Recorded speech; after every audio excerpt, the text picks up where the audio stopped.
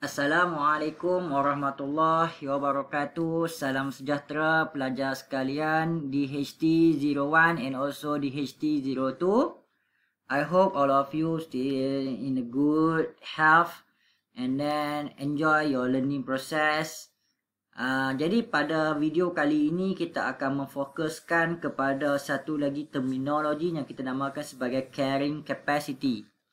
Masih lagi pelajar-pelajar ingat that you still remember our lesson for the previous video, we learn about the biotic potential.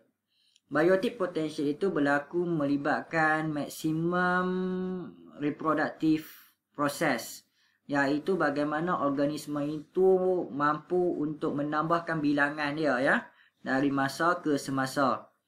So, jadi kita boleh faham berdasarkan graf ini, begin from the first day, day yang pertama, sehinggalah day yang berikutnya, kita dapati bahawa biotic potential berlaku pada tahap yang maksimum, iaitu kadar kelahiran bertambah dengan tinggi. Jadi apabila satu-satu organisma itu berjaya melahirkan banyak anak, mempunyai tahap kematangan yang pendek, mempunyai masa reproduktif yang sangat cepat, maka biotic potential sangat tinggi. Namun begitu, kita juga belajar tentang environmental resistance. Apabila berada pada satu jumlah organisma yang tertentu pada satu-satu kawasan, maka environmental resistance mula bertindak untuk melimitkan jumlah density bagi organisma itu occupied pada satu-satu area. Jadi selepas itu tahap bilangan individu, the number of individual or the number of organism dalam satu kawasan menjadi malar, constant. Ini kita namakan sebagai carrying capacity. Oleh itu hari ini kita tengok pelajar apakah yang kita maksudkan dengan carrying capacity. Carrying capacity is a maximum number of individual. So highlight perkataan maximum number of individual. Jadi kita boleh perhatikan pada graf ini, so the number of individual become maximum is maximum. So number of individual is maximum pada jumlah ini So kita nampak jumlah ini adalah maximum. So maximum number of individual that particular environment can support. So dalam satu-satu environment ini, maka carrying capacity-nya terhad sampai ke tahap ini sahaja, di mana pada keadaan inilah, jumlah inilah environment itu boleh support. Sebagai satu example yang mudah untuk kamu faham, kita akan berbalik kepada kawanan lembu. So apabila satu kawanan lembu itu mencapai jumlah tertentu pada satu padang rumput, ada one grassland satu padang rumput itu ada jumlah lembu sebanyak 50. So 50 bertambah kepada 70, kepada 80, sehinggalah mencapai satu tahap maksimum 100 ekor lembu pada satu padang rumput. Apabila jumlah lembu semakin banyak kepada 100 ekor lembu pada satu padang rumput, maka berlakulah competition yang tinggi untuk dapatkan sumber nutrisi. Berlakulah satu competition yang tinggi untuk dapatkan ruang yang mencukupi. So apabila mencapai tahap yang maksimum tersebut, bilangan lembu yang dilahirkan dan bilangan lembu yang mati akibat competition itu adalah seimbang. Oleh itu satu padang rumput itu hanya menampung sebanyak 100 ekor lembu sebagai carrying capacity dia. So ini yang kita kena faham. Condition adalah berlaku when population growth become slow and tend to be stabilized. Highlight perkataan tend to be stabilized. Dia maximum value. So kita nampak dia menstabil pada waktu ini. Jadi kalau kita perhatikan bagi carrying capacity, kita lihat kepada paramecium. Ini paramecium So number of paramecium bagi satu individu. So daripada bilangan paramecium yang 1 ekor, pada hari keempat dia meningkat, pada hari ke-8 dia meningkat. Ini kita sebut dia sebagai mencapai tahap biotic potential. Dan environmental resistance mula bertindak. Environmental resistance menyebabkan populasi menjadi limited. Menjadi limit sehinggalah mencapai tahap maksimum. So this is tahap maksimum dia. So tahap maksimum ni adalah carrying capacity. So, carrying capacity bagi population of paramecium adalah sebanyak 200 ekor paramecium dalam satu ruang ini. Dan apabila dia mencapai tahap 200 ini, the population become stabilized. Stabil sampai tahap ini sahaja. So, ini yang kita fahamkan dengan paramecium. So, carrying capacity bagi paramecium itu mencapai pada hari ke-12 dia ya. Ada tak cara nak meningkatkan carrying capacity ni? Cara untuk meningkatkan carrying capacity boleh dilakukan dengan menambahkan ruang bekas yang lebih besar. Menambahkan nutrition supaya competition tak berlaku dengan hebat. So, cara itulah kita boleh meningkatkan carrying capacity bagi satu-satu environment. So, carrying capacity is very important to limit the population size. Without carrying capacity, population size akan menjadi J-shape. Dia naik tinggi ya. Namun sekiranya carrying capacity betul berlaku, maka graf populasi akan menjadi dalam bentuk S-shape. So, population growth ini bergantung kepada dua faktor utama iaitu natality dan mortality.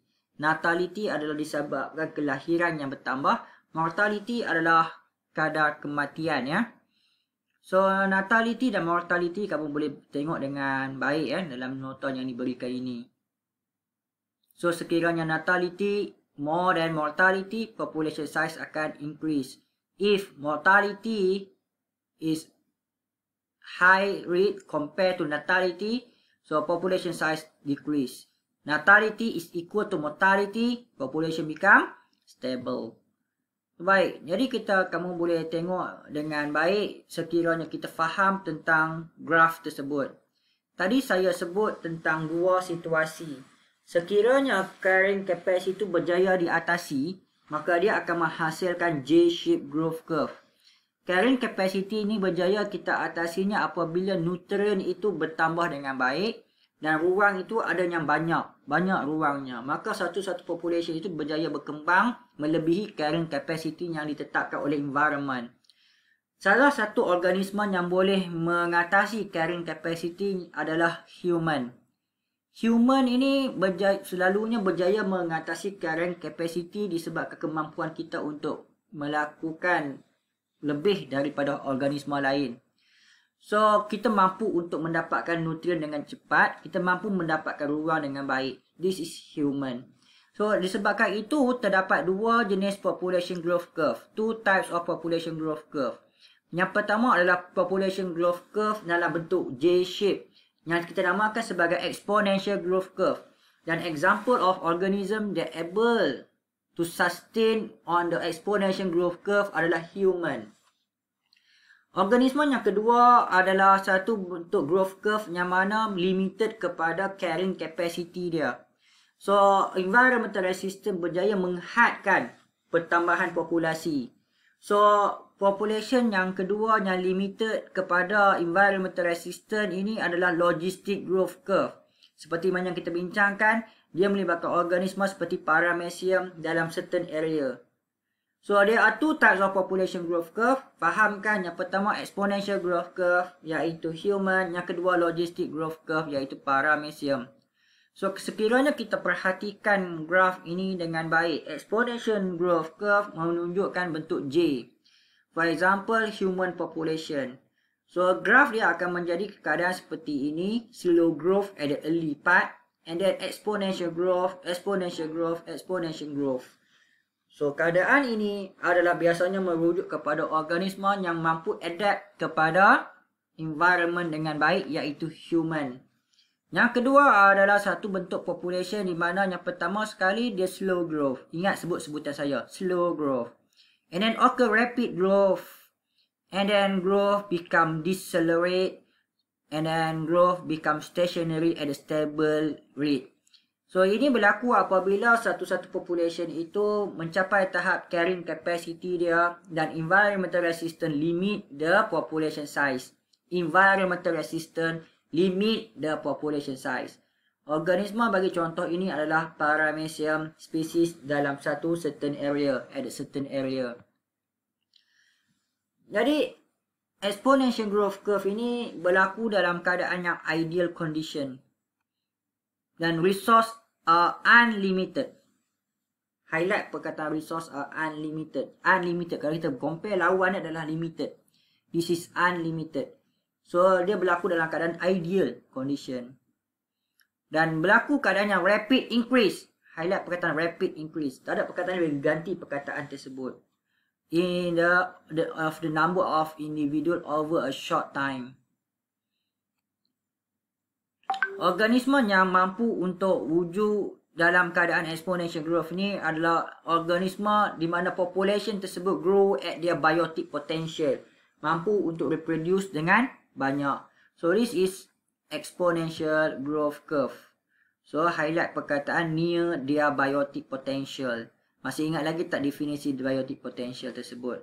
So kalau kita perhatikan, biasanya untuk graph ini iaitu population size against time. So slow growth at the early part. Kemudian apabila organisma tu adapt kepada environment, maka dia berlakulah biotic potential yang mendadak. So rapid growth occur. Tengok term-term yang saya sebut. Rapid growth of the population occur. So they are occur in the ideal condition, iaitu situasi di mana resources are unlimited. So ini adalah exponential growth. So for example is a human. So kamu boleh baca situasi ini. So kita akan sambungkan kepada yang berikutnya, iaitu yang melibatkan logistic growth curve dalam pelajaran yang berikutnya pada video akan datang. Jadi Assalamualaikum warahmatullahi wabarakatuh. Salam sejahtera semua. Bye.